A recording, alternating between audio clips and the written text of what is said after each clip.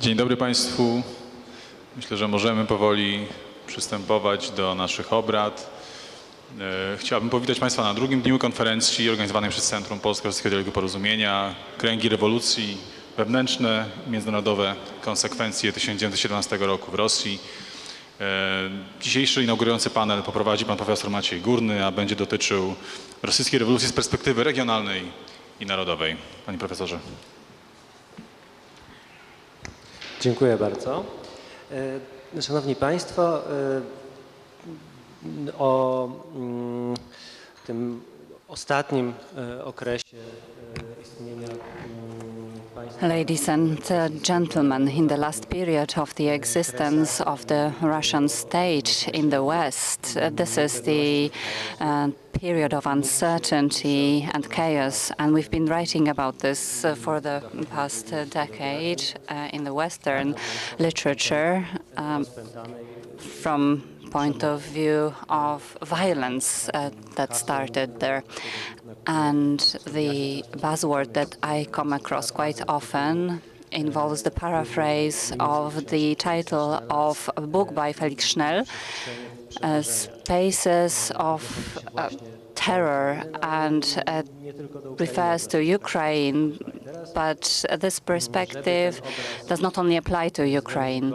Now, to verify this vision and show something more than just this space where the white, red, and greens and poles are slaughtering each other. Well, to do that, you need competence, some more know-how. So the organizers of this conference were able to invite competent experts in this area. I'll start with a person that is not with us today, Professor Dani Penter from Heidelberg, who was supposed to talk about the revolution in Ukraine. And I take it she was supposed to talk about that from a general point of view. And the other speakers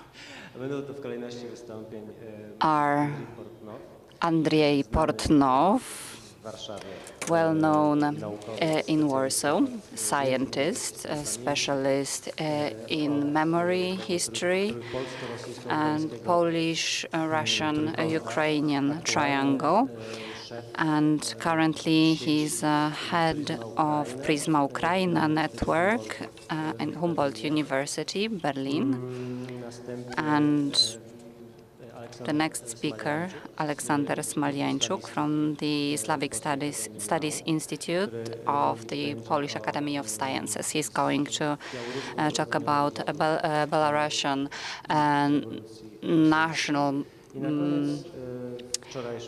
movement and the Russian Revolution, and Jacek Bruski from the Jagiellonian University, who will present the revolution from the outside perspective, the perspective of the British diplomacy.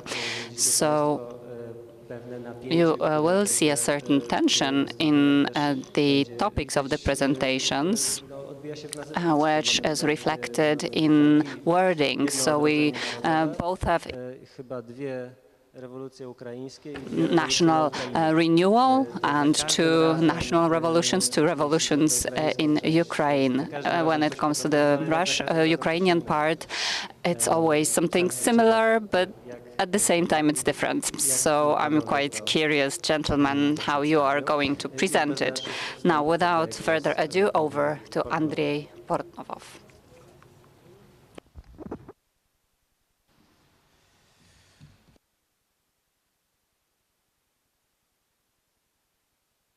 Dzień dobry.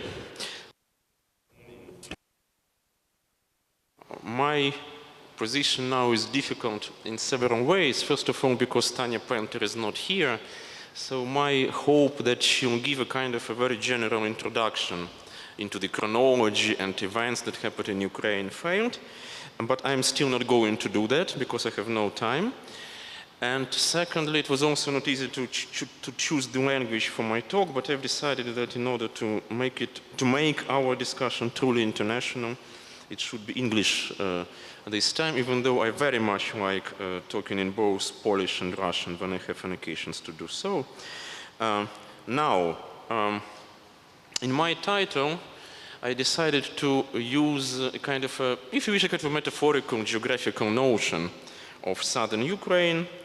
It was not usually used by the actors, it's not so often in the sources, but the point here is that we are talking about, let's say, present day southern eastern Ukraine, the regions, most of all of Dnipropetrovsk, but also Kirovograd, now Kropivnitsky, Odessa, Zaporizhia, and so on.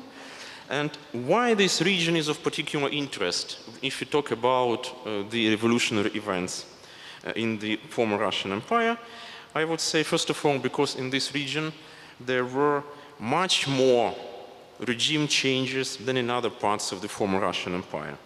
So, for instance, in the city of Yekaterinoslav, present-day Dnipro, the political regime during 1970-1990 changed more than 20 times. So this number is incomparable to the numbers, you know, even in Kiev, not to speak about Moscow, Saratov, Vladivostok, Tbilisi, and so on. But it's not enough. It's just like, you know, like the intensity of political process. Another question is, of course, how to define those actors. Because on the one hand, we could and should probably define them as the actors of the Russian Revolution, even though when we talk in English it is a big danger, then this Russian could be applied as could be applied to talk about the phenomenon which in Russian per se would be called either Русская or Российская Revolution. And there is a big difference between Русская and Российская, of course. But I'm sure my colleagues will explain it later. And of course, in case of Ukraine, we also have the elements of so-called Ukrainian Revolution. For instance, again, Yekaterinoslav experienced all governments that self-described themselves as Ukrainian during 1970-1990. So from Ukrainian People's Republic and Central Rada, and then to Skoropadsky, Petlura government, and so on. But for me, and that's actually the primary topic of my talk, I've decided to make it a primary topic. Even like the third or the fourth typological actor is more important, because it's not enough to, in my view, it's not enough to speak about like Russian and Ukrainian Revolution. We should also have a closer look at the variety of local movements. Oh, very good. It's much easier to talk, because otherwise I have this terrible feeling like I know where I am.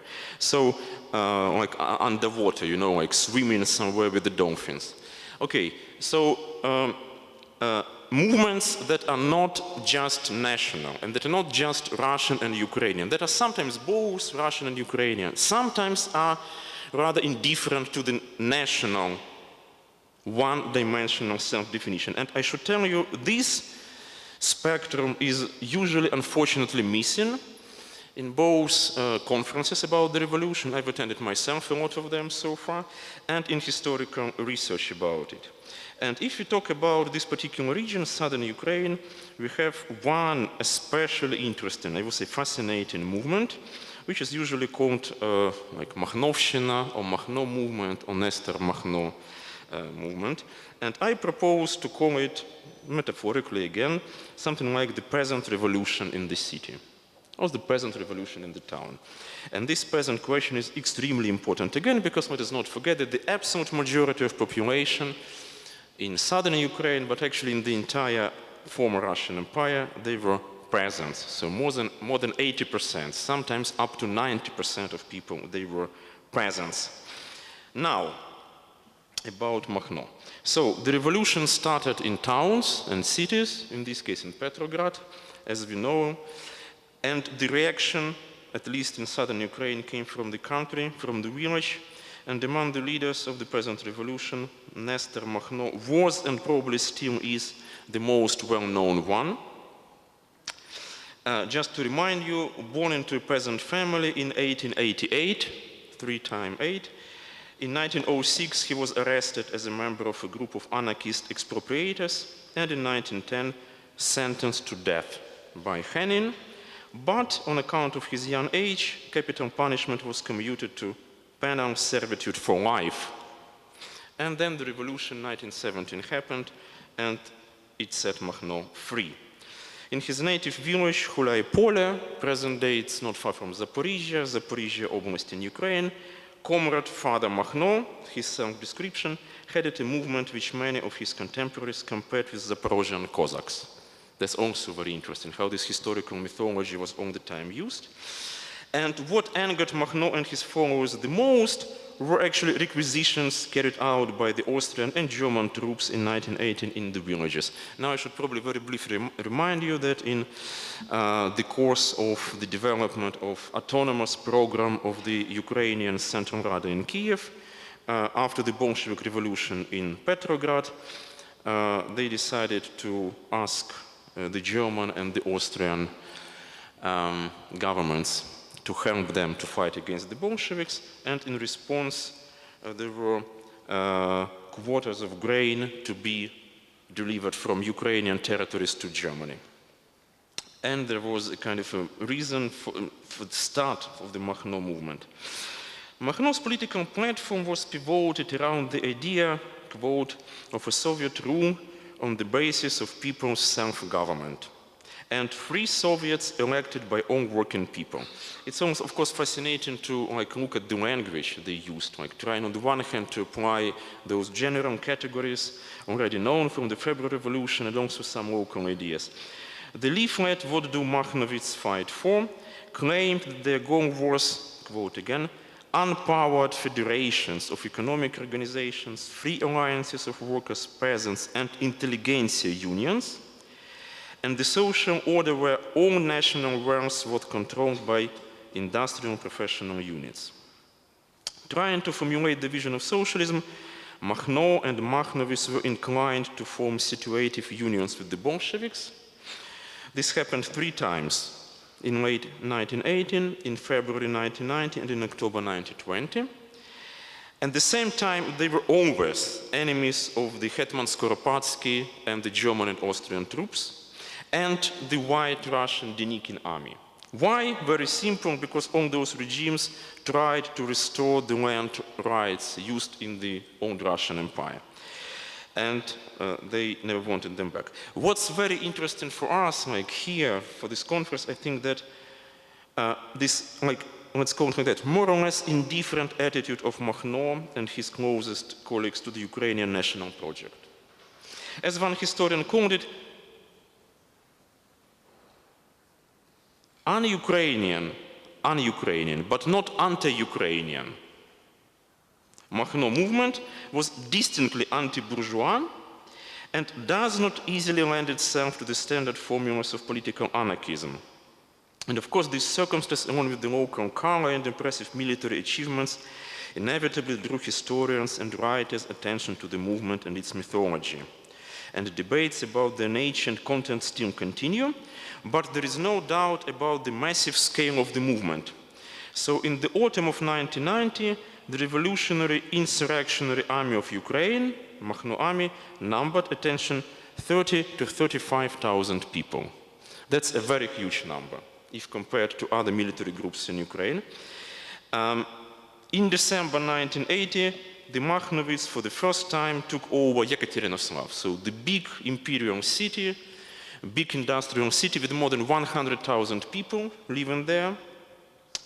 At this moment, the city was already accustomed to requisitions, but the novel aspect of the event was the occupying forces' emphatic anti-urban character. So the Makhnovites considered cities unnecessary and were abolishing prisons when shooting criminal convicts on the spot and destroying bridges and railroad tracks. That is why I've called it like this, that peasant revolution comes to the city. There are various memoirs about the behavior of the Makhno troops in the city. One of them, written by a Russian engineer, Igrenev, says that, quote, Makhno allows everybody to take one pair of anything they need to wear on themselves, and he shoots anybody who takes more than that. No, that's of course a kind of a beautiful over-exaggeration. The memoirist emphasizes that he met different types of the Makhnovists. Some laughed at killed bourgeois people, others would say after each piece of food they ate thanks to the master and mistress of the house. Adding this bit of information about themselves, we take out only Jews and Germans. They are the main bourgeois. So we'll come to this anti-Semitic topic again later. On December 7th, 1990, the Makhnovist Chief of Defense of Free and Empowered Yekaterinoslav issued a directive introducing the martial law in the town, which included, for instance, the suspension of theatrical performances, and a special article saying, quote, "This is my last warning. Do not ride on horses through gardens. There are roads for this." And Makhno did not see the governor's main town as a potential capital. This function was reserved for Makhno's native village, Hulai Pole, which is also interesting. So most legends about Makhno ascribe to him the features of a Cossack. Now it's an interesting Ukrainian word, charakternik. So like a special type of Cossack, a warrior with magic abilities and knowledge. The Red Army commander, Antonov Ovsienko, very important guy, who was actually, who was the commander of the Red Army sent by Lenin himself to Ukraine, claimed that the Makhnovits used to say about their leader, "Our father hobnobs either with the devil or with God, but he's not an ordinary person anyway." What's also interesting in the Bolshevik sources, reports, we always have this point about почвенность, or like earthiness of Makhno movement, and it was at the same time strength and the weakness of the movement. Because on the one hand, this movement reflected the peasants' notion of their power, the power that is close to you, palpable, non-urban, and strong. On the other hand, shaping such an army, an earthen army, into regular one was no easy task. One Bolshevik commander wrote in his memo that Makhno's army was a short-term army, incapable of sustaining a long period of inactivity. At the same time, already mentioned Antonov Ovsienko recognized in his book, the Ukrainian Soviet army commanders were aware of the internally contradictory nature of the Makhnovism, aware of the inevitability of a conflict with the anarchist trends among wealthy peasants in the Yekaterinoslav region. But at that historical period, they thought of Makhnovism as their ally. This movement should have been brought under control and directed into an appropriate channel. And the groundwork for its class-based stratification and division should have been laid. The movement was a serious one, very antagonistic both to the Petlura and to the Denikin armies, and heroic in its struggle against German occupiers and the White God.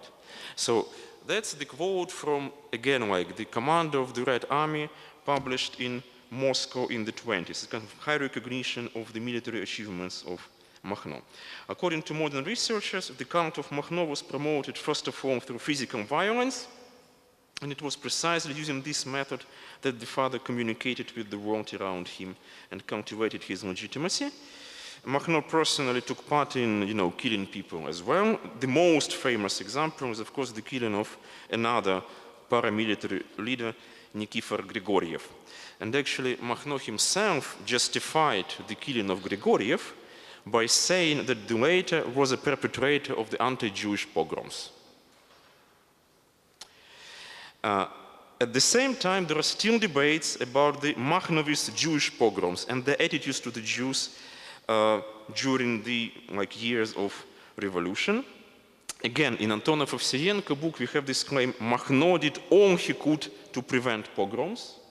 Again, recognition from the Soviet side. At the same time, there are memoirs, also private memoirs, both Jewish and non-Jewish, about atrocities committed by the Makhno army against the Jews as bourgeois people. But what is also interesting here, that at the same time the Mennonite colonies, because maybe let me remind you that already in late 18th century, Catherine II and the Russian Empire invited colonizers from Germany and the Netherlands to come to New Russia, then it was called New Russia or Southern Russian Empire, to colonize the land and to build agrarian colonies there. and those people became like a part of a Protestant religious tradition. So the Mennonite colonies were victims of repeated cruel attacks by large groups of the Makhno army. For Makhno himself, the Mennonites were guilty of supporting Hetman Skoropadsky food policies and holding pro-monarchy views. Already in 1930, already later, as an emigre, Makhno was arrested in Gdansk, accused of killing Mennonites, but this time too he managed to avoid a long prison term. Now, I would like to stress two things here. First one is this very important question of the local attitudes. Let's put it like that. Whether this local or like short-term mobilization was just a phenomenon of the peasant population or not. Actually not. If we look precisely at the history of Yekaterinoslav, Odessa, Yelizavetgrad at this time period, we see also important elements of local self-awareness, for instance, in the workers' attitudes. There were examples when the workers from the Bryansky plant in Yekaterinoslav were opposed to the Bolshevik plans to evacuate the equipment. Because Bolsheviks were going to retreat from the city, they did it 6 times. So they finally established the Soviet rule in Yekaterinoslav from the 7th attempt in December 1919. And before that, they were usually trying to evacuate important industrial stuff with them. But the workers opposed it because it meant, of course, the loss of job.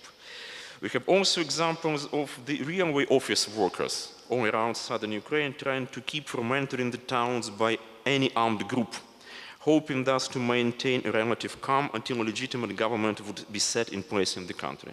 But as we know, legitimate government came much later, and it was not so easy to put it. But anyway, it is very important, in my view, to keep those stories of local attitudes also in this narrative, because quite often the narrative of revolution is highly ideologized, as if you have just, politically motivated forces all around, and I believe it's a very oversimplified picture. And another important point here related to the topic of our conference is the kind of paradoxical international influence of some very local events. If you go back to Grigoriev, so again, like a local paramilitary movement headed by a formerly staff captain of the Russian army, Nikifor Grigoriev. His slogan was, "Away with the domination of foreigners, communists and Jews." Very beautifully formulated political program. What's interesting, that again, Grigoriev's insurgency was pretty strong. We know that it was up to 20,000 soldiers, so not so much as Makhno, but still comparable military group. He also had 6 trains, so 6 armored trains, a lot of cannons, machine guns, and so on. And Grigoriev soldiers took over such big cities as Nikolaev, Kherson, Kremenchuk, Yekaterinoslav, Uman, and Cherkasy. So it was a very strong local movement that couldn't be described just as like Russian, Ukrainian, whatsoever. But what's interesting, that in April 1990, it was Grigoriev, at the moment allied with the Bolsheviks, who forced the French troops to retreat from the south of Ukraine. So this huge issue of international Entente involvement in the military conflict was actually stopped to a large degree by a local movement, which could not be easily attributed, to the entire spectrum. Moreover, in the same year, 1919, in May, Grigoriev's assault stopped the Red Army on its way to Hungary, where it was to handle the communist uprising, and of course the project of the World Revolution. I think that's very important to keep in mind, because usually we talk about global events and the influence on the local level, but sometimes it also happens vice versa. You have local events very much influencing the global political projects. If you're coming back to the peasants' question, of course, Makhno finally also failed, and finally he was defeated by the Bolsheviks. So his situational allies for 3 times. He personally escaped, and he was lucky to emigrate first to Romania and then to France. But if you look at the situation of the peasants, it's amazing how the Bolsheviks managed to play with the hopes that peasants attributed to the revolution, and first of all, of course, the hope to get land and to get the right to dispose the fruits of their labor on this land. As we know already in 1921, we have the first pretty big famine in significant parts of Ukraine and also Volga region in Russia. There are reports written, for instance, from GPU, so Soviet Secret Service, saying that even in the city like Yekaterinoslav, there was real starvation, and in the villages it was pretty bad, and the Soviet government even asked for international support. In the same reports, this very typical point, it was Cheka reports at the moment, that the present attitude to the Soviet power is still negative or still anti-Soviet. And then, of course, in spring 1921, I would say also kind of like a consequence of the revolutionary events, concerned about the famine and the insufficient efficiency of the exclusively punitive measures, the Bolsheviks on Lenin's insistence adopted a so-called new economic policy, NEP, as a manifestation, quote, of the alliance of the city and the village. So like it's like this idea to bring the proletariat and the poor workers and the poor peasants together in the project of building socialism, and as a tactical retreat designed to improve the country's economic situation by weakening the economic burden on rural areas and authorizing a market economy in some extent. And then in less than 8 years, in 1929, we have the beginning of the industrialization project. And of course, in this logical, or more or less logical outcome in the next famine, 1932-33 in Ukraine, but also in Kazakhstan and some parts of Volga regions again. And it's interesting actually that Makhnov himself, he was able to observe those events from immigration, but still, he was still alive.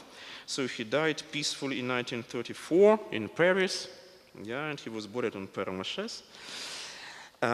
And then in 2016, so last year, a situational collaborator of the Bolsheviks, a self-made anarchist with rather indifferent attitude to the Ukrainian national project, but with a strong hatred of cities and urban life, Nestor Makhno received, or was given, if you wish, in the course of so-called decommunization, his own street in Dnipro. And that's now the topic of how present-day Ukraine deals with the person that could not be just easily put into national narrative of history. Thank you very much.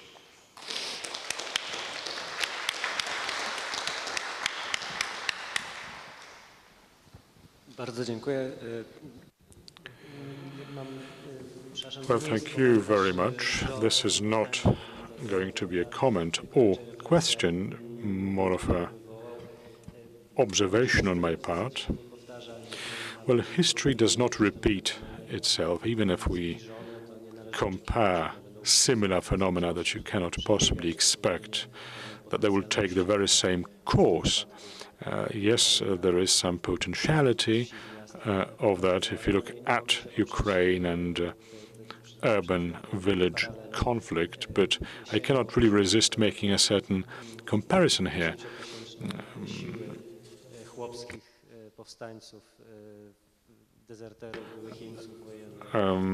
There was a force of deserters, of peasants, Zeleni Kadar, known to the locals as such, that they approached the outskirts of Osijek and Zagreb,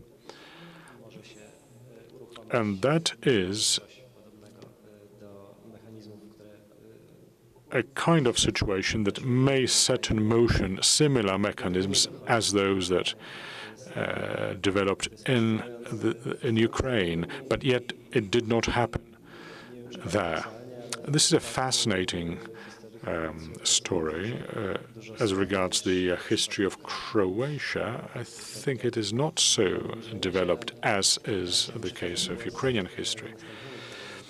Well, that much from me. I'd like to hand you over to another speaker, Aliaksandr Smalianchuk. Thank you very much. I'll speak in Russian.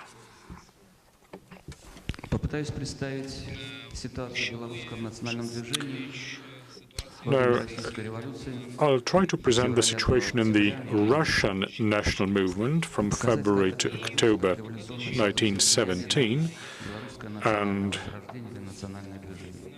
demonstrate how the revolution impacted the national movement in Belarus and national renewal. Well, let's start from the situation of the national movement before 1917 revolution.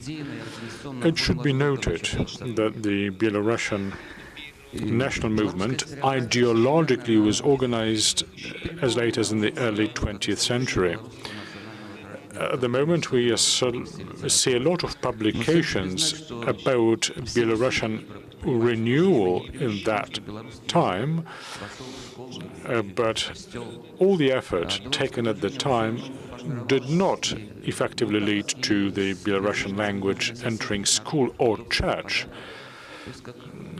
You can compare the Belarusian national movement with the Polish or Lithuanian movement. It was an ethnographic and cultural movement in particular. Historical memory and language were the most important tenets of it. Now, the national movement did not enjoy mass support. The elites took to promoting the national idea first through the socialist ideology. That was the most popular approach to be taken. And the Gromada party was established at the time. It was a neo-national party, and the Belarusian national idea was linked to the Christian idea. There was an attempt made to fall back on this concept too. In Belarus and Lithuania, there was a movement, if you could call it a domestic movement, a home movement rather, perhaps. The idea was to produce elites, the Poles, the local Poles of Lithuanian or Belarusian roots, wanted to build a new nation, a new political nation, based on the historical memory of the unity of these lands being united at the time of the Grand Duchy of Lithuania. So this idea was instrumentalized in various directions at the time. But we should also say that when we talk about elections to the Duma in the northeast borderland, then peasants would vote for monarchistic parties primarily. And then German occupation in the most of Belarusian land. We could talk about German liberalism in national issues. For the first time, schooling with Belarusian language was established in the German-occupied lands. So Germans made it possible for the Belarusian language to be taught for the first time on a par with the other languages. The Germans also allowed the publication of the Belarusian language newspaper. There were contacts with Oberost, with German administration, so there were possibilities at the time to work at grassroots level. Of course, these possibilities were limited by the administration, by the war effort. So the situation was difficult. Belarus was split up in two parts. And then the German offensive in 1915 produced what we call bieżeństwo.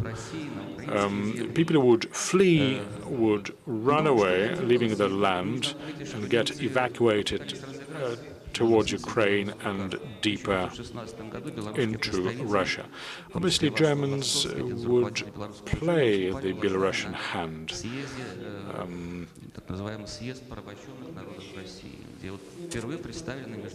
There was a Congress of Enslaved Nations in Russia. Vasnovsky, for the first time, presented the Belarusian issue in Vilnius 1 month after the Germans entered.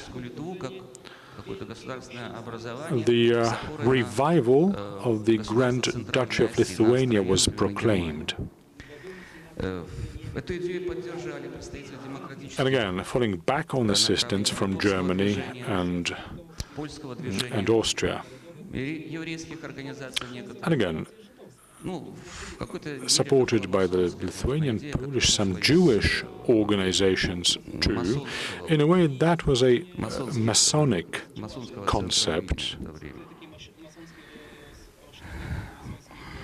And there was a Masonic center in Vilnius who managed the process. Now, what was happening in Minsk during the First World War? No, the situation was complex there. There was a branch office of assistance to the victims of war, Polish, Belarusian. So this association offered assistance, not just material assistance during the war, but would also engage in cultural activities and propaganda too. Towards the end of 1916, Roman Skirma, who was one of the ideologists of the national idea, he was a landowner. He was a deputy to the First Russian Duma. He was a well-known figure in political circles. So he joined the Belarusian movement, and that was an alternative to the Belarusian national movement which had developed before, which was approached as a peasant movement, but the peasants did not quite understand what the socialist idea was all about. So the February Revolution, the Russian February Revolution,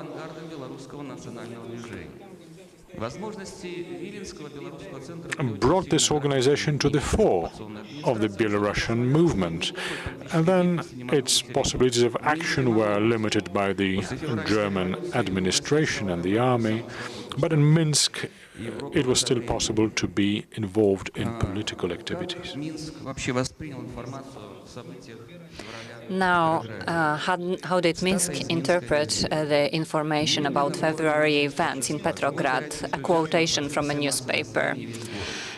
Manifestations, rallies, manifestations started. Everyone was satisfied, and that Samodzierżawie authorities were destroyed. Well, the administration managed to burn down their files, and, well, it wasn't possible to identify the perpetrators. We don't know their names because the files were burned. And the activity of Belarusian Socialist Party developed back then. And something incredible happened in 1915 and 16. The number of migrants who came to Minsk because of the war activities, they were bieżeńcy, as they are referred to, refugees. So this was bieżeństwo, and they didn't want to run away too far, so they would stay in Minsk. Minsk had the most Polish character back then in 1917, 1918. So historical data confirmed that in 1917 that there were 3 times more migrants than the native citizens, which caused some problems to the Belarusian movements. So Skirman was a leader of the Belarusian movement, so the situation improved because the authorities paid attention to this or focused on this movement.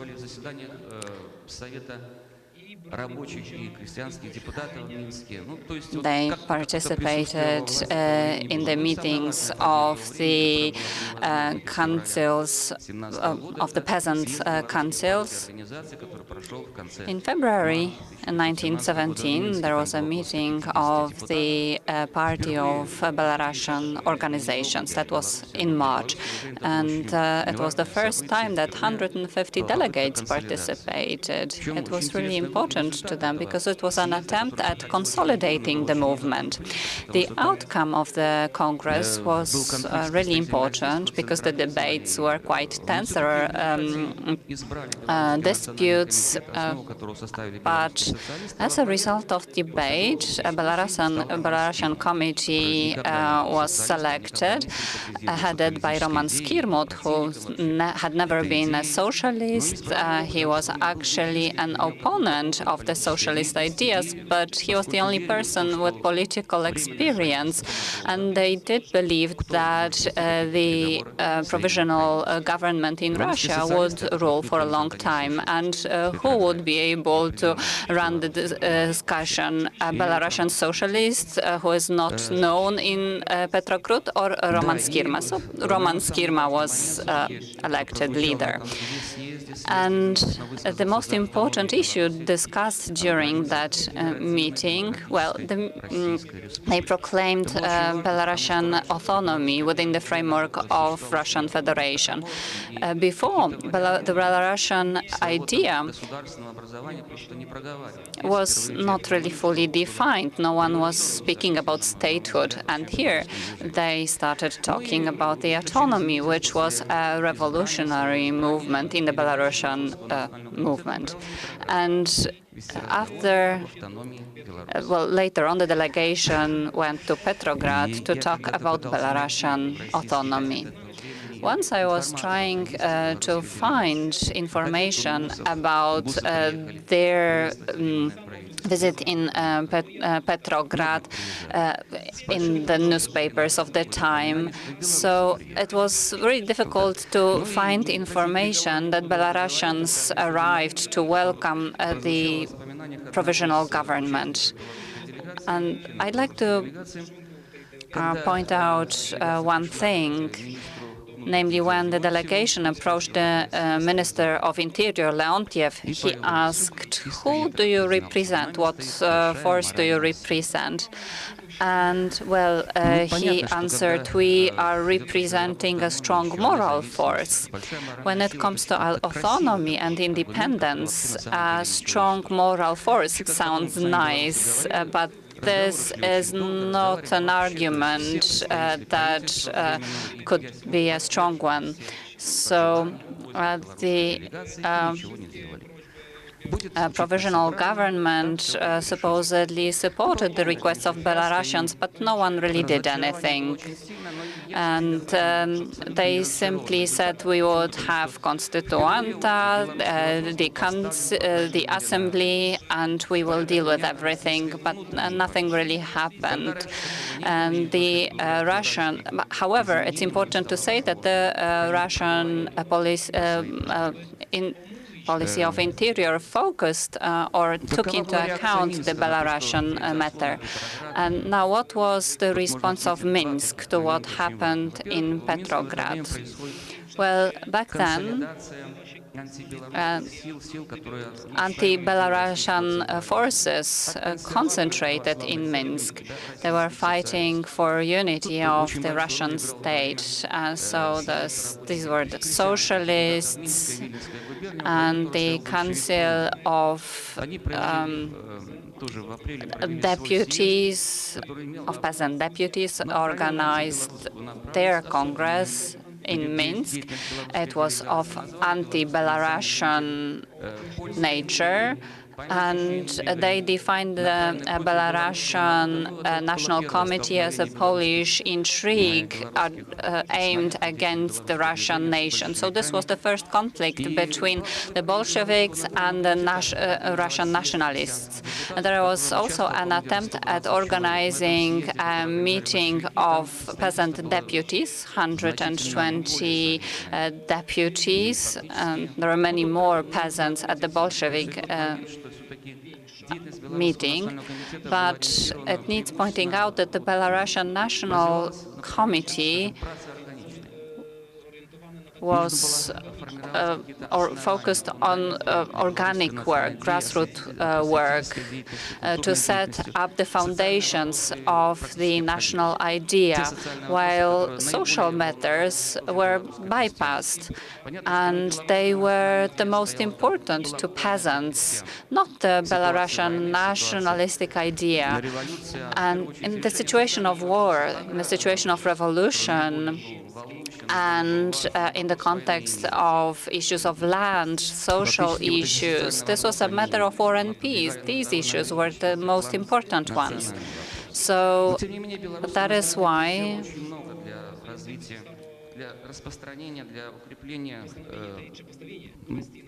the national issue was ranked 4th or 5th. So the Ukrainian movement had quite a poor social foundation. Different cultural associations, Mogilov, Borisov, and other cities did support the Belarusian movement. It needs saying that there was also an attempt at consolidating Belarusian political movements. Roman Skiermont involved Maria Magdalena, Radziło, Prince Lubecki, and Edward Radziemiłowicz. So Belarusian movement has been developing in this non-traditional way.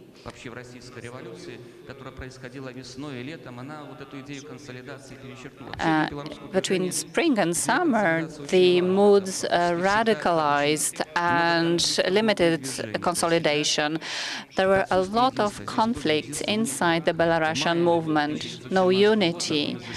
So in May 2017, during one of the meetings of the Belarusian National Committee, a sharp conflict happened, and the representatives of higher classes decided to withdraw from the committee, while Roman Skierma quit being leader of the committee, while Maria Radziwiłł stayed on and kept supporting cultural activities financially. Later on, there was a meeting of Belarusian organizations. The National Committee was abolished. A Central Council was established of Belarusian organizations and parties, which wasn't doing anything. So, in other words, this was an attempt at organizing some sort of serious change. I'm not going to talk about democratic debate, because there is no time for that.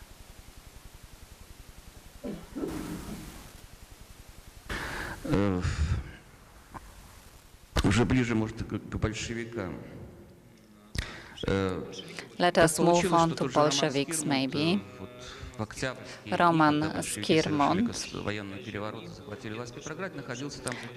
when there was the October Revolution, he was in Petrograd, and he witnessed what was going on in Petrograd and what the soldiers were doing.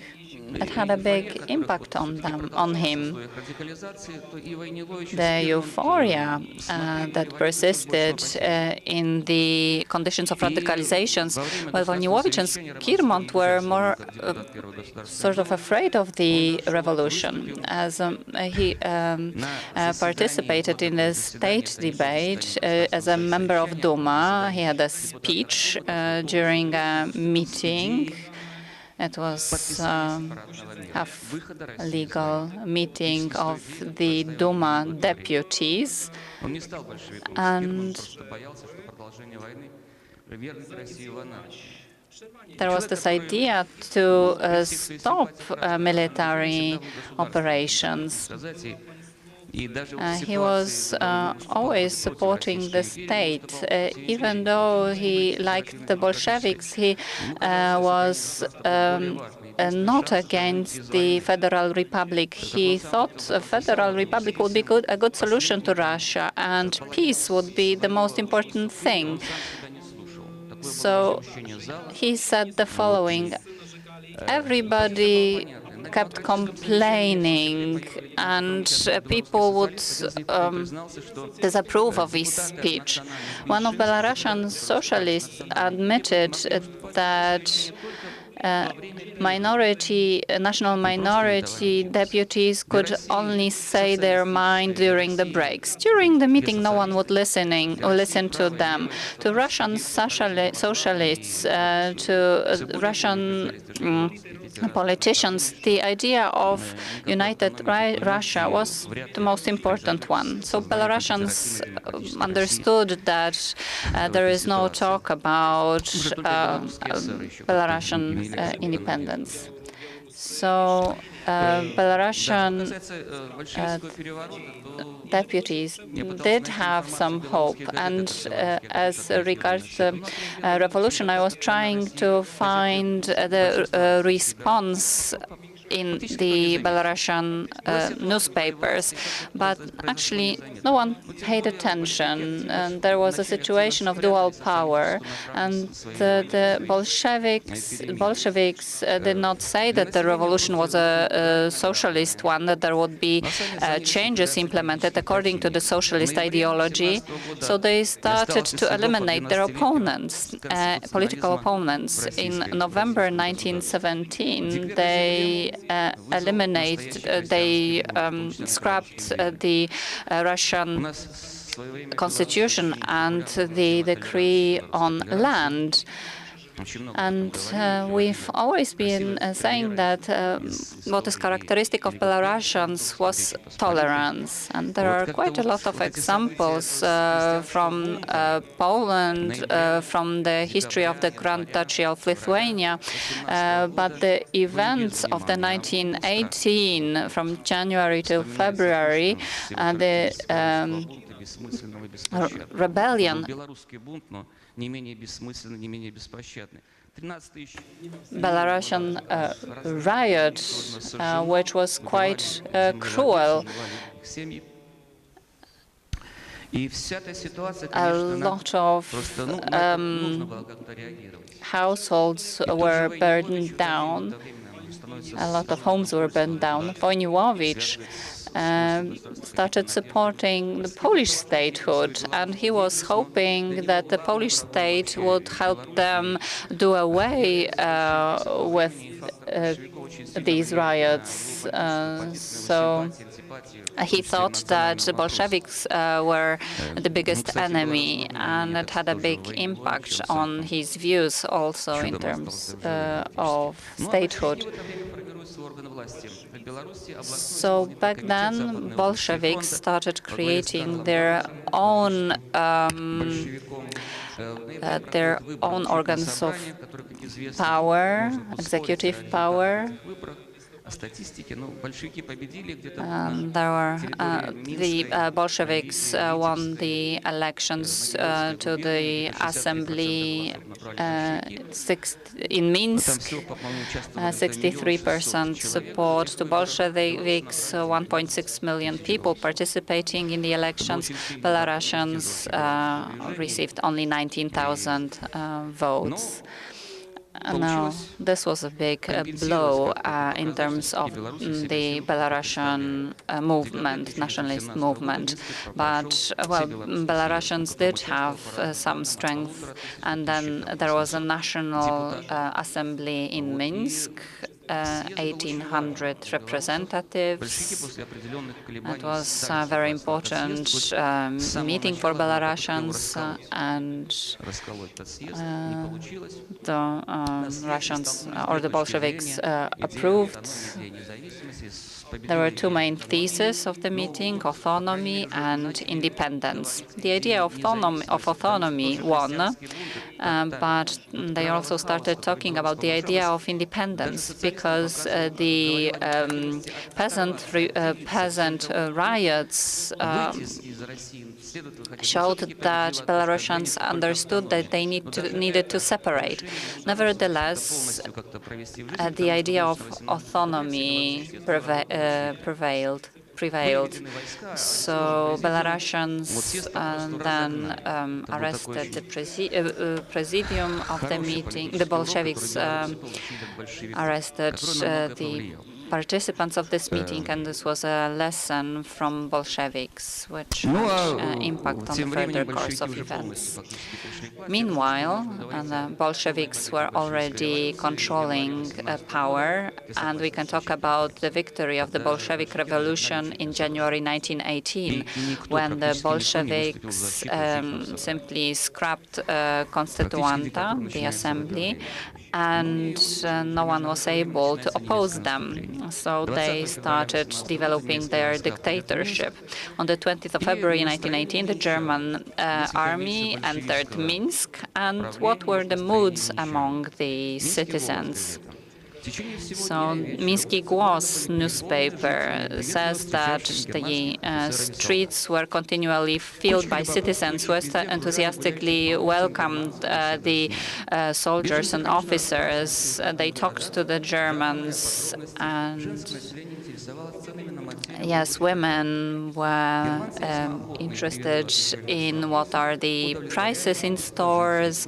Germans were kindly answering all the questions, and there was a general order in the city. End of the quotation. So this reflects the mood after the February Revolution. Minsk was happy because Bolsheviks with Landerbers and with Jews escaped, because they were the enemy.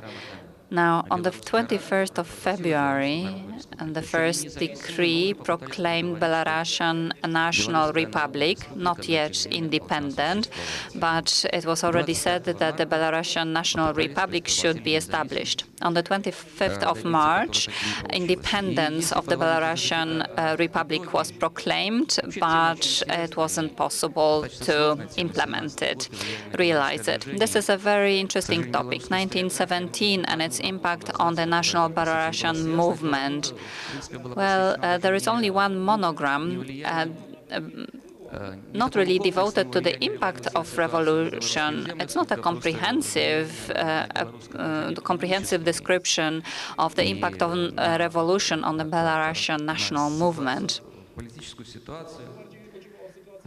It was more about a political situation in Belarus.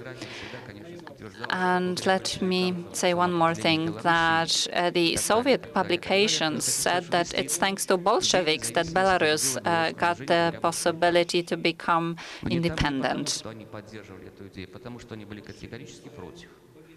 The Bolsheviks were against the nationalist idea of independence. The idea of independence of Belarus existed continuously. So the independent Belarus was a state sort of on paper. But then Belarusian Soviet Republic, Ukrainian Soviet Republic was established, so simply the Bolsheviks would take advantage of that idea. Thank you very much for your attention. Well, thank you very much for this thick description of Belarusian politics from the beginnings of the German occupation until the establishment of the Soviet power. Now, what seems very interesting to me, but albeit marginal, is how many possibilities were opened by the Russian Revolution, but in general by war, not only because of the change of the political context, but also because when it comes to the cities of these regions, suddenly new people appeared there, refugees or peasants, local peasants, or activists who would otherwise not go there, or Germans who started their own policy vis-à-vis nationalist movements. So at a time when the Belarusian project fails, in two other not very distant cities, there was a symbolical and actual partial change of ethnical character of the city. Vilnius stops being Polish, typical Polish Jewish city. A lot of refugees from Lithuania appear then, and the Lithuanian nationalist movement celebrates that finally we have a truly Lithuanian Vilnius. Riga becomes a Latvian city. So this is a certain potential released. That is a background to the Belarusian example. Now we're moving on to the last presentation during the panel. Jacek Bruski will talk about revolution in Ukraine or Ukrainian Revolution. How did the British diplomats interpret this phenomenon? Well, I'd like to cordially thank the organizers for the invitation, but I would also like to thank you for placing my speech in a very fortunate point in time, because it closes the theme of provincial revolution, and it, in a way, introduces the next panel, the perception of the revolution in Europe. I would like to take a look at the Ukrainian Revolution through the lens of the British. And first, I would like to say that the February Revolution, the abdication of Nicholas II, were actually welcomed on the River Thames. The British liberal public opinion had a difficulty with the autocratic regime, and the indolent Tsar was universally accused of weak war effort and chaos in Russia. So it was expected that reforms will be set in motion that will mobilize the Russian population, bring up some enthusiasm, and the war effort will be continued. Very few people expected at the time that the Petersburg Revolution would trigger off this chain reaction in the periphery, the emancipation of the nations of the empire, and that the revolutionary events will take different course in the periphery as compared to the center. And this concerned particularly Ukraine in March 1917. The Central Council was established. It was a discussion club initially, so to speak, and all of a sudden it transmogrified into being a power center that started formulating its own ideas and became a challenge to the provisional government. Very clearly, the British government circles, all the British public opinions, they were simply not prepared to adequately interpret the developments on the Dnieper River.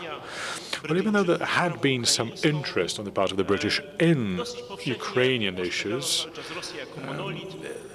Russia was perceived as a monolithic state. Ukrainians were deemed to be part of the big Russian nation. After the war started, the aspirations of Ukraine was liked even less as the kind of development which was fomented by Germany or Austria. And the Ukrainian cause didn't really have many friends in the United Kingdom. If there were friends of it, then these would be people with limited political clout. I could mention two such people: Joseph King, who was a liberal and a pacifist, enfant terrible of the House of Commons, and perhaps a more important figure, a Slavist, Robert Seton Watson, who established the New Europe magazine, and who in October 1916 wrote a very interesting text on the Ukrainian issue, where he identified the Ukrainian issue as one of the three key reasons behind the global conflict. Watson was fascinated by the poetry of Taras Shevchenko, but still he believed that there is no other future for Ukraine but statehood shared with Russia.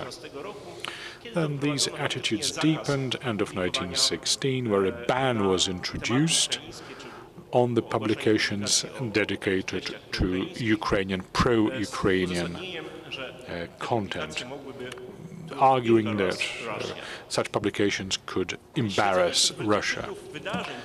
Now, in 1917, the British found it difficult to monitor the developments in Ukraine because there were no information sources available to them. A lot of reports reaching London were actually formulated from the perspective of Petersburg by the ambassador George Buchanan. Well, there was a general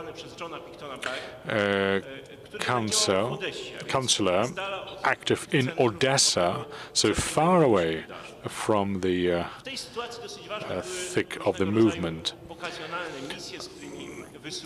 There were occasional missions, military missions, sent to Kiev, but this was not a permanent source of information. So from this perspective, the work of analytical units in London was important. The information department was the most important. It was formed within the Intelligence Bureau. In May in 1917, Seton Watson was employed in the Intelligence Bureau, but there were more people there related to the New Europe magazine, young people, typically graduates of Oxford and Cambridge, Arnold Toynbee,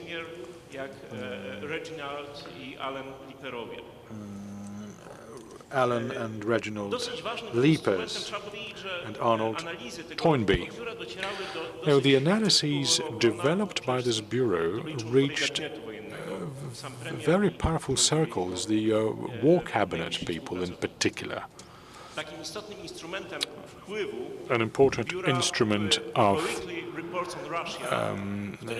communication were the weekly reports in Russia, and there was a regular news service there, or information service there. Now, information came delayed, and very significantly so. Well, the developments in Ukraine were first commented upon by the consul in Odessa in his report that reached London in end of May. It clearly stated that the Ukrainian National Congress was summoned by the Central Council, that Ukrainians call for political autonomy, the federalization of Russia, and participation in the future peace conference. It seems that as late as in June 1917, London started to fully realize the scale of the problem concerning the national movements in the empire. Well, two key points were highlighted. One was Finland, which we talked about yesterday, and Ukraine was the second topic. Well, it seems that the major lines of conflict were well interpreted. So there was the Petersburg government and Central Council. It was noticed at the time that despite the self-determination principle, no Russian movement, with the exception of Bolsheviks, do not really think of granting political autonomy to Ukrainians. Russian politicians would repeat as a mantra a slogan that we need to wait for the constituent meeting. And then there were plans to set up in Ukraine of a separate army as well. No, the representatives of the provisional government in talks with the British treated the national movement rather lightly, without putting any serious touch on it.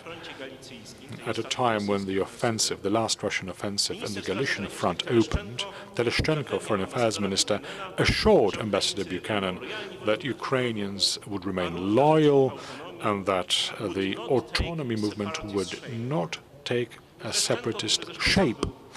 Tereshchenko, who himself was by origin Ukrainian, would convince his interlocutor that there really is a radical group of Austrian agents, and that's it. But that was wishful thinking at that time. In the analysis offered by the Intelligence Bureau, there's a very pertinent description from the developments end of June, early July 1917. In a nutshell, I will tell you that these talks broke up. The council unilaterally declared autonomy, and in Kiev the provincial government was established. Now, in London, it was rightly commented that at the very source of these developments was wrong assessment in Petersburg of the Ukrainian situation, and number two, the weakness of the provisional government, which became more and more apparent. There was a mission of three ministers, Kerensky, Tereshchenko, and Teretseri, who arrived in Kiev and negotiated a compromise. Well, agreement was necessary, however, it led to a serious political crisis.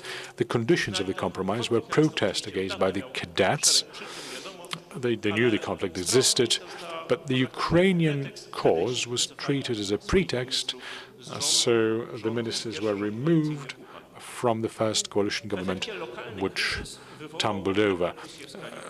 So the first global crisis there had repercussions in the whole of Russia.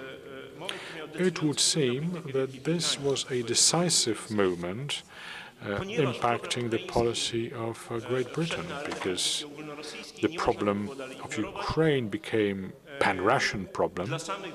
You couldn't ignore it anymore, and it became evident to the British that there is a different logic that drives Ukrainian developments, and there's a separate revolution happening there, which is national in its nature. There's yet another consideration here. In Foreign Office, in July 1917, it was understood that if Petersburg lets Ukraine down, then Ukraine will seek support from Central Powers. This would not be had, of course. Then Kerensky offensive broke down. There was a counter-strike by the Germans, and the British reported that Kiev is not far from the front line. As one of the authors wrote, the country presents no great difficulties to successful advance, and recent agitation in Ukraine may weaken the defense. Although the Council would issue pacifying comments and statements, Petlura called for resistance, but for London it was merely a smokescreen. Very disquieting were reports coming from Switzerland at the time, not confirmed but still disconcerting, to the effect that the envoys of Central Council are in talks with Germans, basically trying to negotiating peace. The Ukrainian news was something more than mere propaganda. Ukraine in present times is the crux of the situation in the East. London, therefore, wanted to give its support to the expectations of Ukrainians, however, without dismantling the Russian state, and importantly, without dismantling the joint anti-German front. They were looking for a figure they could put their bets on, and they found Professor Michał Hruszewski, who was head of the Central Council. In British documents, he was presented as the advocate of collaboration with Russia, distancing himself from extreme separatism. Ukrainian position should be close to that of Bavaria in Germany, except that the Ukrainian must have better guarantees for her economic rights. In talks with the British, Hruszewski ascertained them that the supporters of independence is just a marginal vote, and the Ukrainians want the war effort to be continued. Until fall 1917, Foreign Office focused on national concessions. Agrarian problem was not really in the forefront, although it was understood and seen. In May 1917, it was assessed in London that peasants in Russia believed that land reform was a foregone conclusion, but they now remain peaceful. If there's trouble among the peasantry, it was Regional Lipa who said that. After the harvest, especially in the south of Russia, among the Ukrainians, who are much more excitable than the great Russians of the north. Owing to their ignorance, peasants can easily be excited by all kinds of false prophets and agents, and the real danger zone in the future may be in the country between Kiev and Odessa. Now, developments in Ukraine took momentum because of the Bolshevik revolt in Petersburg. There was a clash of the competitive power centers in Kiev, and the Central Council emerged victorious. But on November the 20th, 1917, they declared their Third Universal Appeal, proclaiming the establishment of the People's Republic of Ukraine as part of the Russian Federation. Now, the British were impressed by the smooth transition of power to the Council. They welcomed the fact that there was the aspect of federation with Russia underscored. Well, the success of Bolsheviks was not really believed in. A British analyst said it may be taken for granted that the Bolshevik government is probably already on its last legs. Of course, these assessments were soon invalidated, but in London for quite a while it was believed that Bolsheviks are not strong enough, do not have adequate resources to take up arms against Ukraine. Even though there was awareness of an acute conflict between Lenin's government and the Central Council. In mid-December 1917, Bolsheviks started war effort in the east of Ukraine, but the British observers treated this issue rather lightly for a long time. For the Entente, this is only obvious, but it has to be said, it was of key importance to keep the Eastern Front going. Now, the continuation of the war and the attitudes toward it was really a key criterion that decided on the attitudes vis-à-vis the former empire. Now, the British did not delude themselves as to the possibility of renewing anti-German operations in the East, but the point was for the Germans and their allies to benefit to the least possible degree from the war effort. Therefore, the declarations of the Ukrainian government were promising. The Ukrainians did say they were going to engage in peace talks in collaboration with Entente.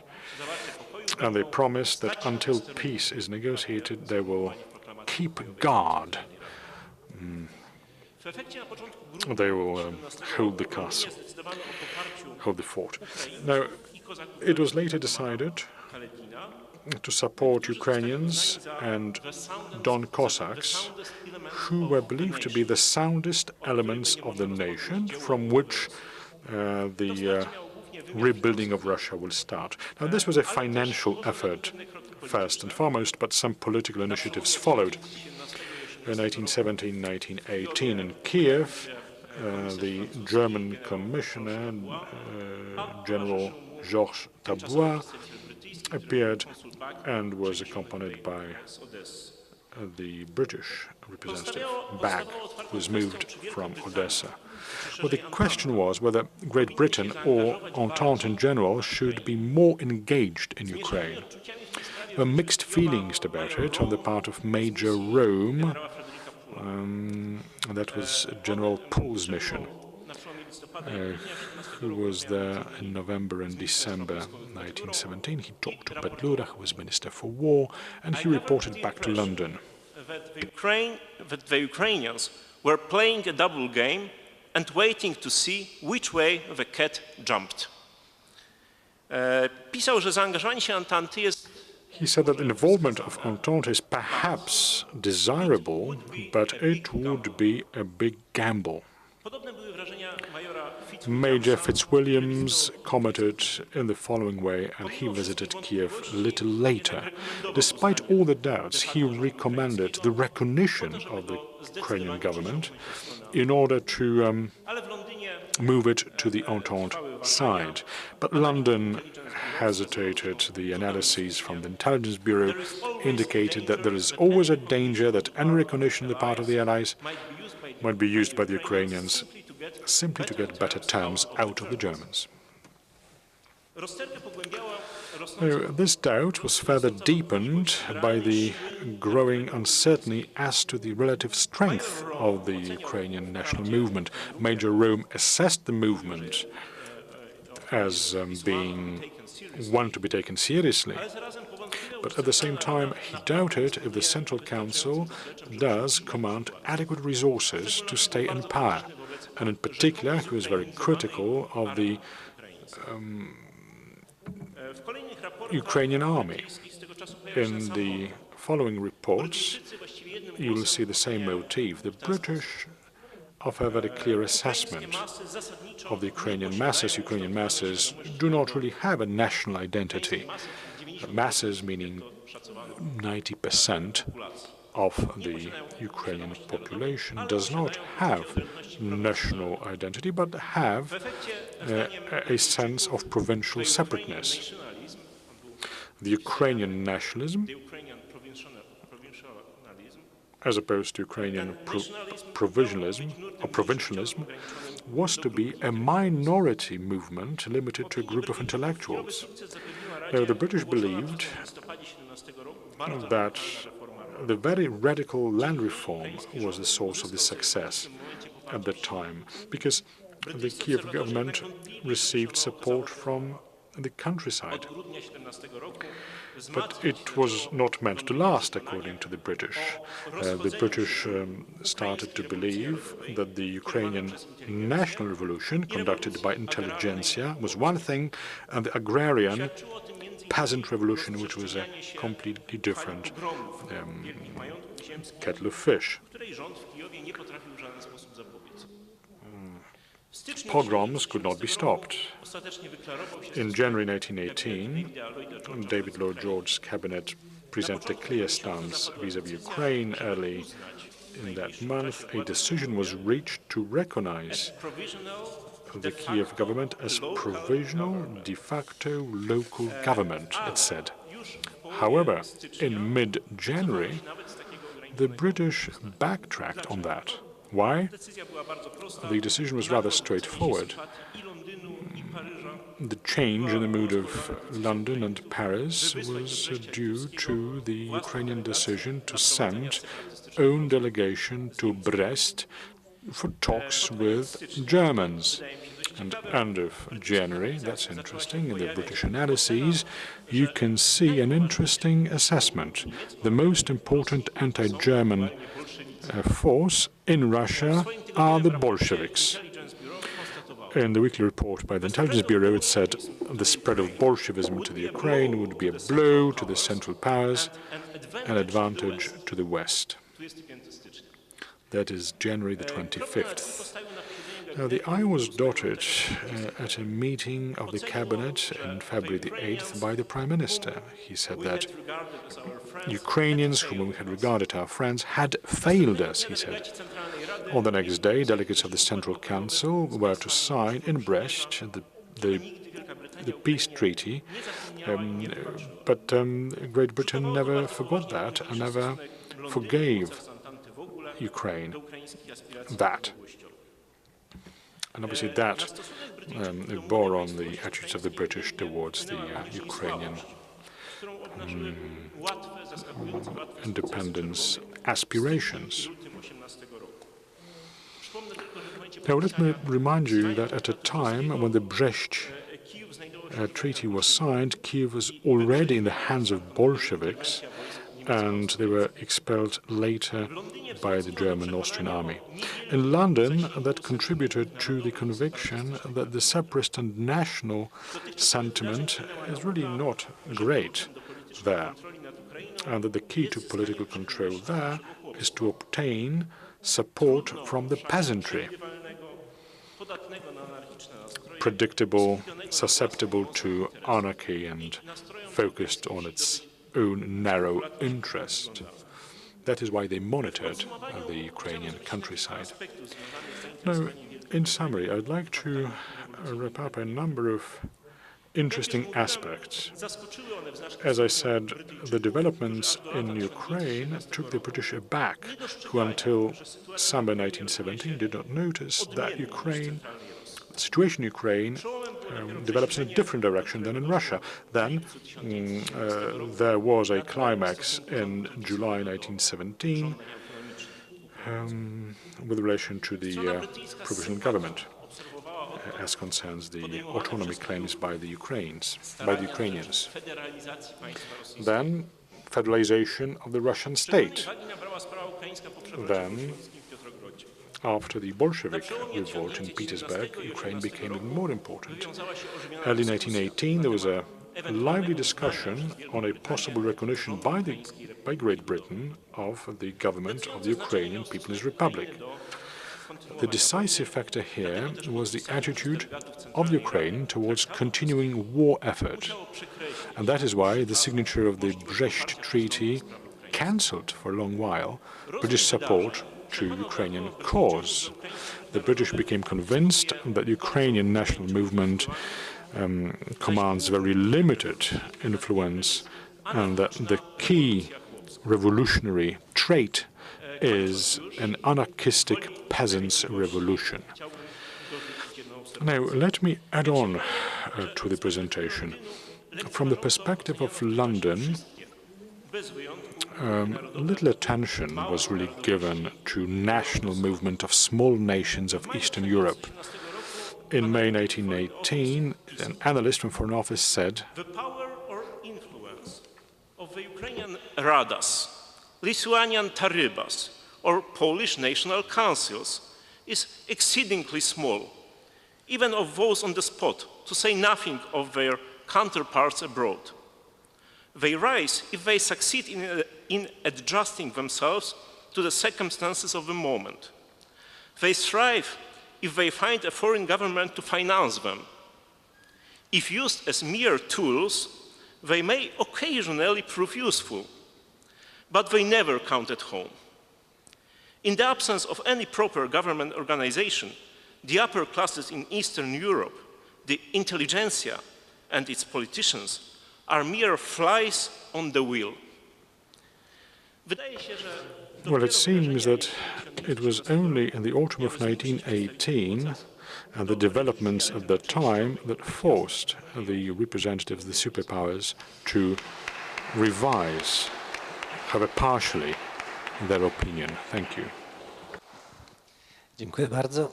Zanim Thank you so much. Before I open the floor for discussion, let me make a small comment on the margin of this presentation.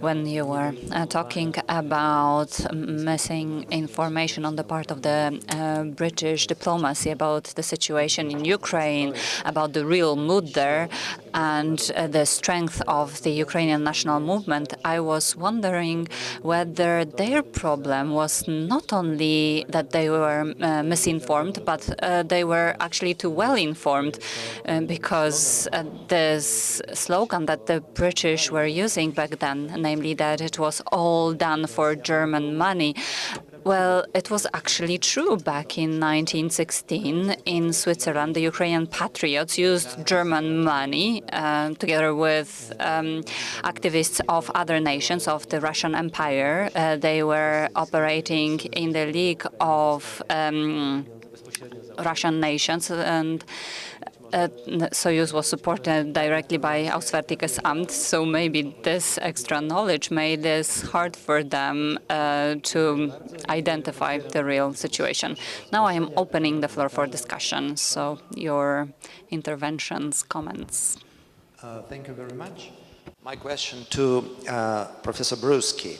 How can you appreciate the disband of the Constituent Assembly in Russia early in January 1918, this impact of this event on the Ukrainian question, how did it influence the situation in Ukraine and the British policy towards Ukraine? Thank you. Zbierzmy kilka pytań i Okay, let's collect several questions and then we'll respond them one by one. So now, Borys Konicki. Thank you very much. This was a very interesting panel indeed. Well, my question concerns a certain background and context. So one context was mentioned by Professor Maciej Górny, a context of militarization and the impact of the First World War. So the militarization process, how did it impact the revolution and the nationalist movements?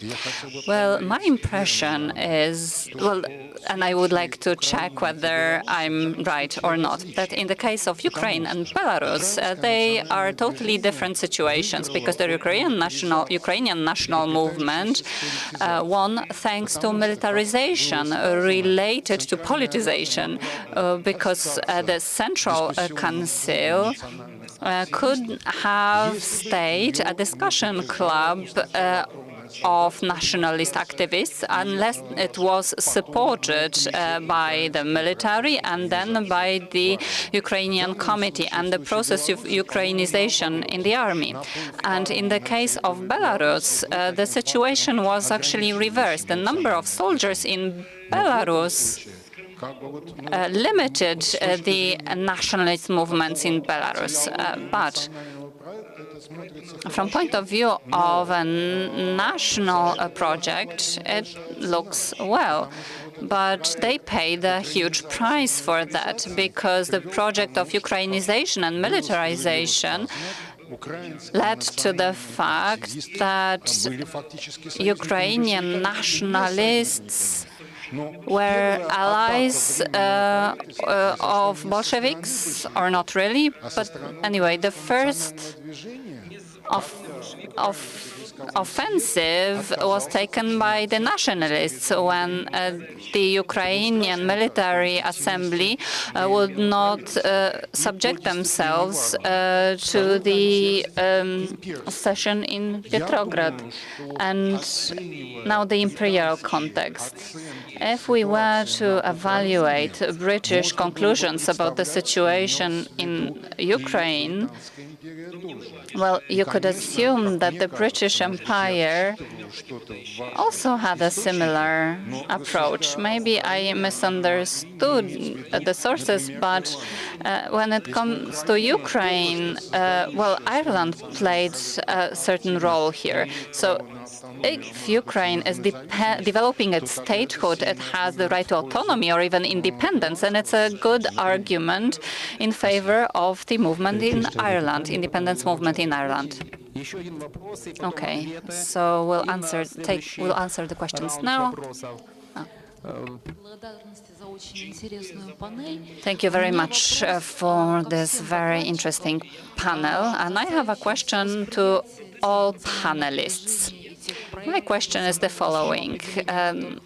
How were the nationalist movements perceived in the context of the general judgment of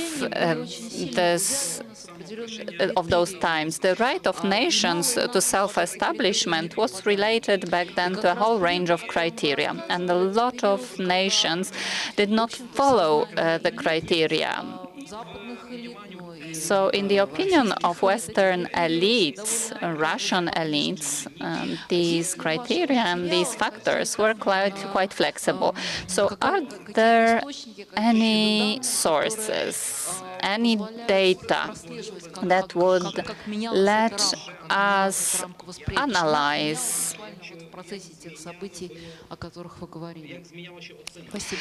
how the evaluation of the events changed?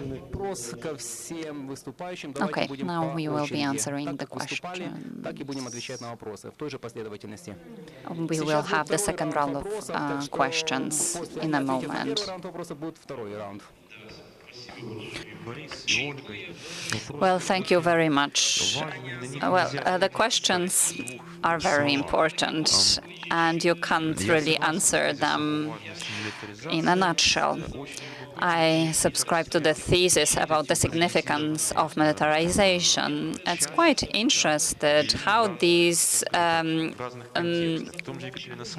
army troops behaved in this context. In Katerynoslav's, Ukrainian troops were neutral. So there was no war in the city back then. Nevertheless, and this is related to Olga's question,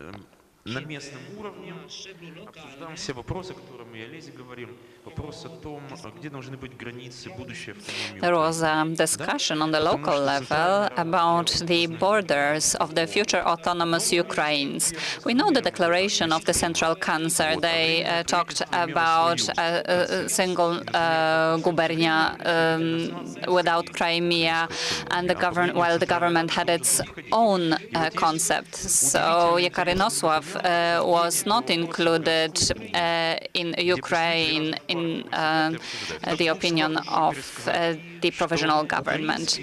So representatives of the parties would discuss these matters in the Duma. They said that part of Ukrainian autonomy should be kept because Ukraine as enslaved country or nation has the right to these lands.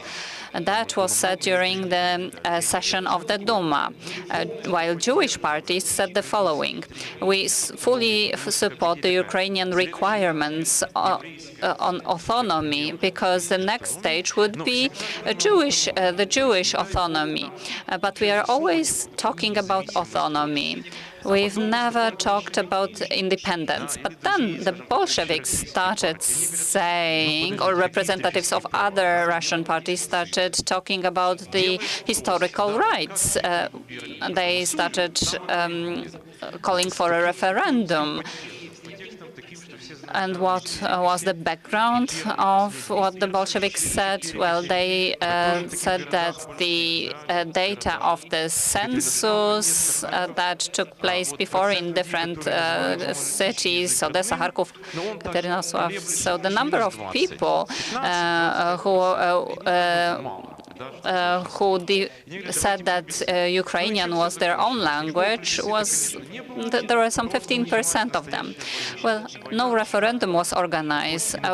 A war started, and it dotted all the I's. So if we are looking in retrospect, we know what happened next, whose troops would win.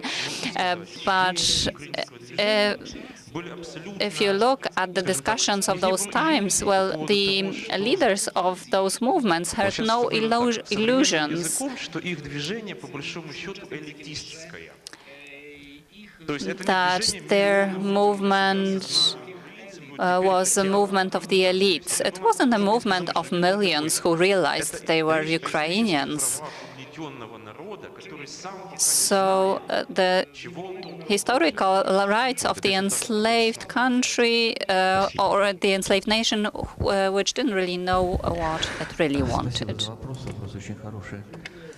Thank you very much for the question. It was a very good question. As regards to militarization, I regret with what you said that this was a negative factor, and the Northwest Front army or troops were taken over by the Bolsheviks in November. And there was a lot of desertion, but they supported the Bolsheviks. So there was an idea of autonomy in the Soviet Russia, but this wasn't perceived as a threat. So the soldiers of the Belarusians wanted to have their own troops. There were some discussions which didn't lead to any conclusion, and the Bolsheviks agreed.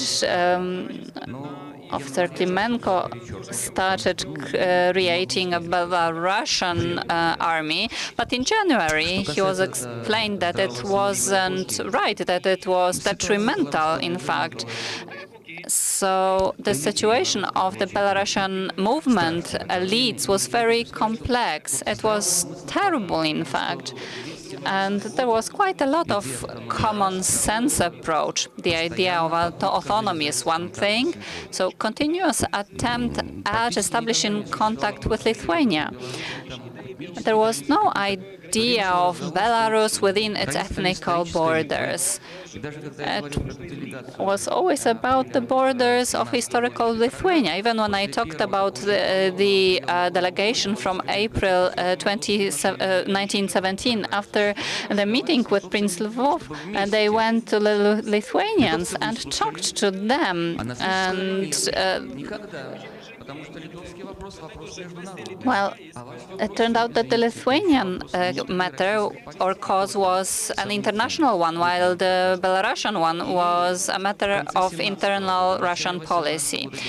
So at the beginning of 1918, the Belarusians were looking for allies, and they were counting only on contacts with Lithuanians. Contacts between national activists were very broad at the beginning of 1920s, and the national idea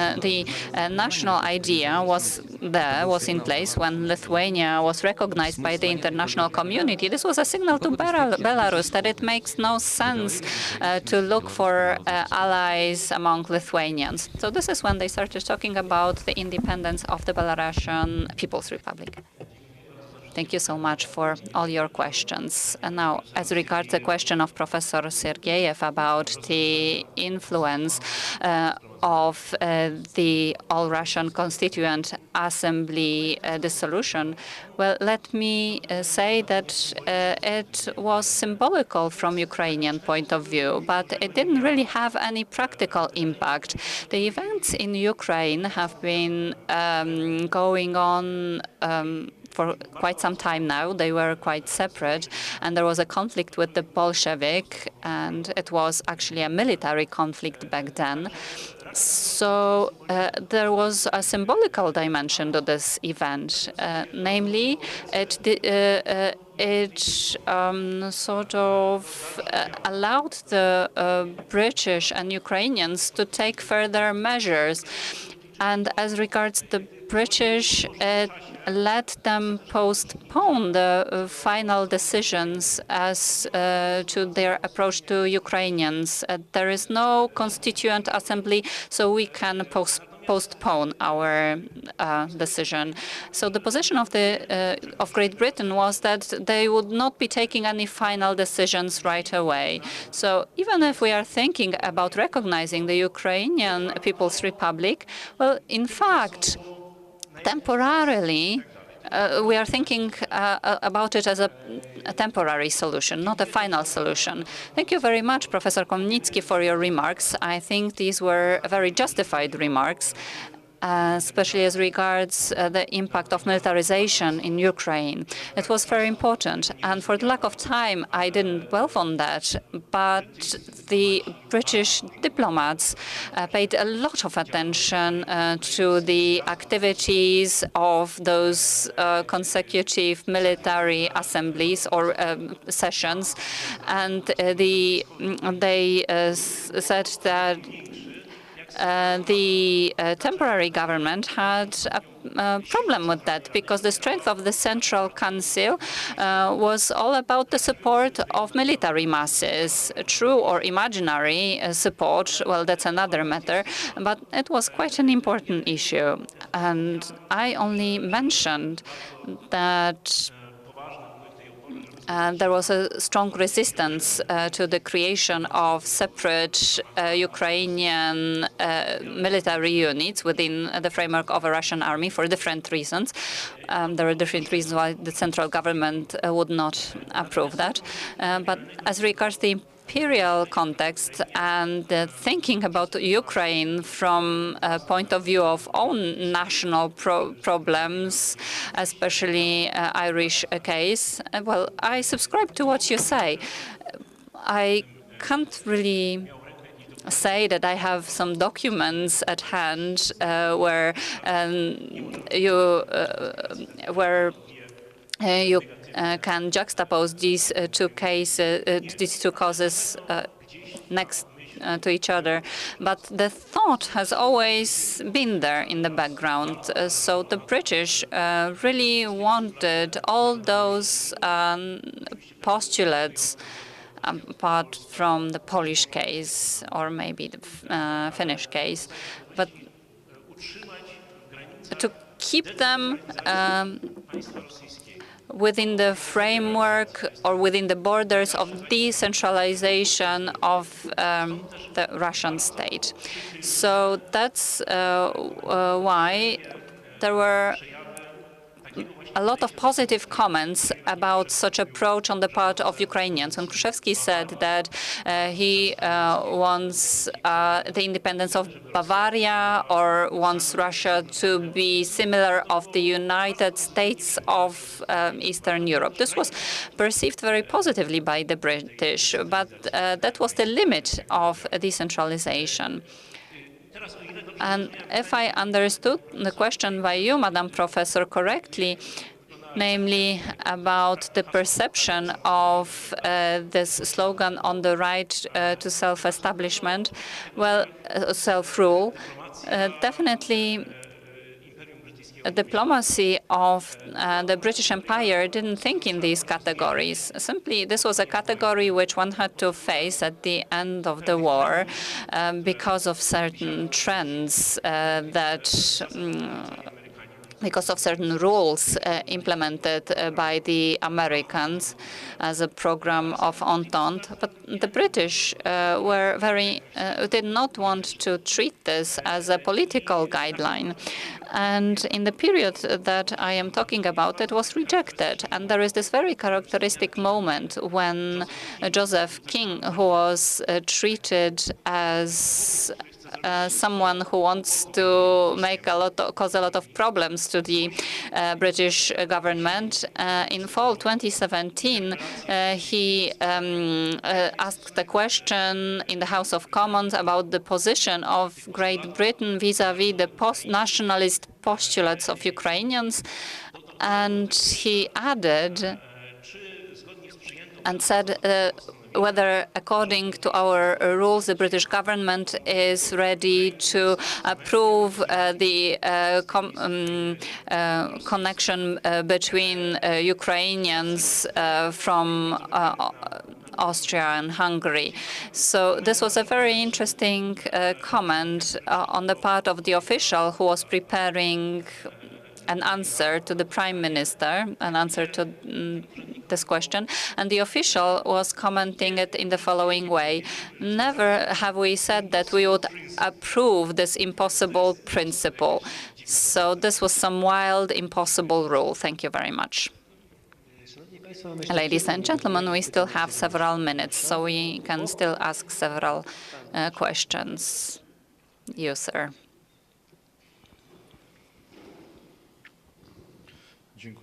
Thank you very much, Mariusz Wołocki, the Institute of History. Well, I have a small question to Mr. Smalianchuk. Is there a difference in the evaluation of life of Roman Skirmut? You talked about him today in your lecture. When it comes to Belarusian and Ukrainian literature, you mentioned the Polish intrigue, so if you could comment it from the Polish point of view. And the second question, is it possible to separate position of Louis Niemeyer regarding the 1917 revolution in Russia and its outcome, not necessarily for Poland, but in other states? Does it disappear among the opinions of the British intellectuals asked to take position on this matter? And one more appendix regarding militarization. It went much further, ladies and gentlemen, because militarization was a natural phenomenon in the eastern and western front of the First World War. Many millions of people went through that from the Russian Empire, and it had impact on the nationalist movements, but also on peasants' rebellions. And now we'll collect several questions as well. There were some interventions here as well. Gentlemen. Here, Stanisław Gregorowicz. A question to Mr. Bruski. This same question asked by Mr. Wołos. Who was the author of the final expert opinion that you've just quoted? Was it Louis Niemeyer? The final opinion about the situation in Ukraine. Stanisław Plewakov. I wanted to ask Professor Smalianchuk the following question. Your topic justifies the fact that you missed the Polish movement in Belarus back then. In particular, what comes to my mind when you talked about military weakness of the Belarusian movement, well, opposing it with the Polish corps, which the first Polish corps called Dowborczyki, and for more or less a year, they were controlling vast areas of Belarus, from Minsk through to Dnieper River. So My question is whether, if you could comment on that. And let me remind you that before the entry of Germans, Bolsheviks were chased from Minsk by the Polish courts. It was in February 1918. Now, the relations between the Polish movement, more formalized or less formalized one, and the Belarusian one, they were they didn't have a conflicting nature because there was this Polish case which assumed making Poles from the border areas more independent, and they were counting on cooperation with the Belarusian movement. So maybe that is why there were no major conflicts there. Yes, I'd like to make a very short comment to the presentation of Mr. Portnov, sorry. In our literature, we also have a publication, a paper, a serious article published in Spola Walki newspaper, written by Romuald Wojna. It was quite an important article, and this is a short biographical note which you can use, which Mr. Andriy Portnov can use. And the second remark concerning the terrifying, quite terrifying movement and the personality of Machno, which was reflected in the literature in one of the books by a great Russian writer, a wonderful person of Polish descent, Konstanty Paustowski. Thank you very much. Did I miss anyone wishing to ask a question? Okay, I'm closing the discussion in terms of question, and I'm opening the last round of answers. So we'll start with you, Andriy.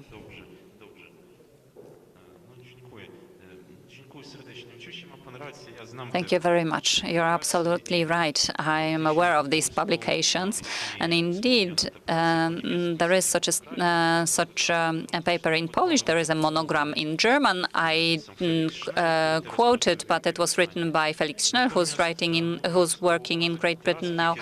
Now there are, of course, many. There are many more literary publications, and there is a wonderful story by Valeriana Widmo-Widmojo, and this was a story by a person who survived 3 times the occupation by Machnowcy. So this was a chronicle of the city where each month the authorities changed. And there is this a figure who's dreaming of getting to know Machno. She goes to a meeting with him. Something terrible happens. You can read about this. But another figure says, well, I'm dreaming of having authorities for longer in the city, at least for 2 weeks. So that was the reality back then. Thank you. Thank you very much for the question.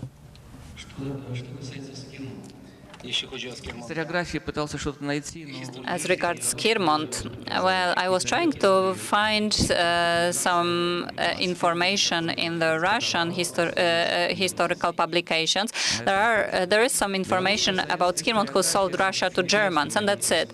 Belarusian and Soviet historiography about him, Belarusian Soviet publications made him a symbol of oppression of the nation by the Polish authorities. And in 1918, Skirmont was oppressing Belarusian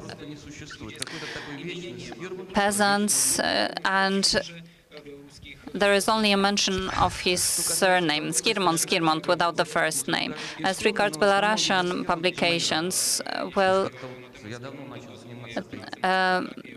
there are monograms written by myself because I've been dealing with him for a long time now, and hopefully by the end of the year another publication of mine will be available. It's difficult to answer briefly to your question. Skirmont was supporting the national ideology. In 1917 and in 1918, he was supporting the Belarusian movement, and he was hoping that the Belarusian independent state would continue the nationalist idea. Lithuania stopped its contacts with Belarusians, and this meant the end of the nationalist idea. In 1919, he wasn't active in the Belarusian movement anymore, so at the end of his life, he became a Polish politician. He was senator in the Second Polish Republic. So he is in the Polish article, he's referred to as a supporter of Piłsudski, a Polish politician. And well, he had limited influences here, but he was trying to make sure that Poland realizes his nationalist idea. But he realized that in real politics, it was impossible to achieve. So quite an interesting evolution of views on the part of this person. And as regards the Polish element, I didn't mention it, but it's a very important issue as regards to Minsk. The Polish Council of the Minsk soil, well, a very important organization, the Polish Corps in Minsk. Now, Polish-militarization, it was another negative factor. Skirmont was more of a Belarusian. He participated in those underground measures to save the Polish Corps as a military force that can oppose the Bolsheviks. But then the situation of the Polish Corps was very difficult indeed, and there was a conflict with the Belarusian villages, and the memory in Belarus of the Polish Corps is very negative, which can be felt in the later Polish-Belarusian relations. So it was said that there were executions of Belarusians peasants by this corps. So the Piłsudski factor at the time was not that important. Contacts were important, which had been made before. Roman Skirmont's character was very important too. He was not part of the Polish Council of Minsk Land, but he was in touch with that council. He supported Belarusian organizations, so these relations were very important at the time. And these relations lasted throughout that period. In Polish newspapers, you could read negative opinions about Skirmont, but would not call him by name. You could gather that he was meant when some criticisms were levied. And again, the Polish organizations did not want to sever the links with Skirmont. Dziękuję bardzo Luisa Neimiera, chociaż czuję się trochę niekomfortowo.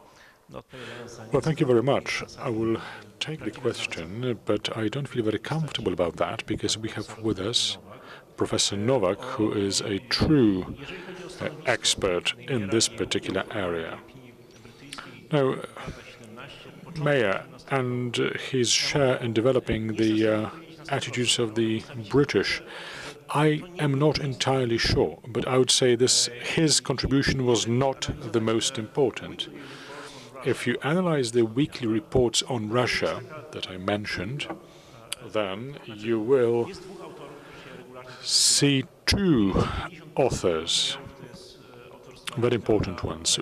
Reginald Rex Sleeper did about 50% of these reports, and then about 25% attributed to James Simpson. And another reports were not signed. It was just released by the Intelligence Bureau without any signature. But if I were to make a hypothesis, I would say Seacombe Watson was the author of the unsigned reports. Again, there are three names cropping up on these reports, either initialed or signed: Watson, Leeper, Simpson. And I think there was only one case, as regards the documents of 1970, the Namia signature. So I think he was delegated to the Polish affairs desk. Now, the breakthrough was the beginning of 1918, and I don't really go beyond this time frame in my paper, when the intelligence service is reorganized and the Intelligence Bureau is actually closed down. There is a small unit that remains in place in the Ministry of Information. Seton Watson remains there, but he's not very happy with it, and he no longer plays an important role. Now, 90% of all the collaborators of the Intelligence Bureau are moved to the Political Intelligence Department of the Foreign Office. And then, starting in spring 1918, Namia's career starts to blossom. It is hard for me to say if this particular analysis, developed in May 1918, was authored by Namia. It is not impossible, in fact, it is quite likely that it was the case, but I do not have sources that would show the origins of this document, but the copied documents prepared for the British government, and these were not signed. Well, I'd like to thank all the speakers, and you, ladies and gentlemen. Thank you very much. And now, time for a coffee break. Thank you.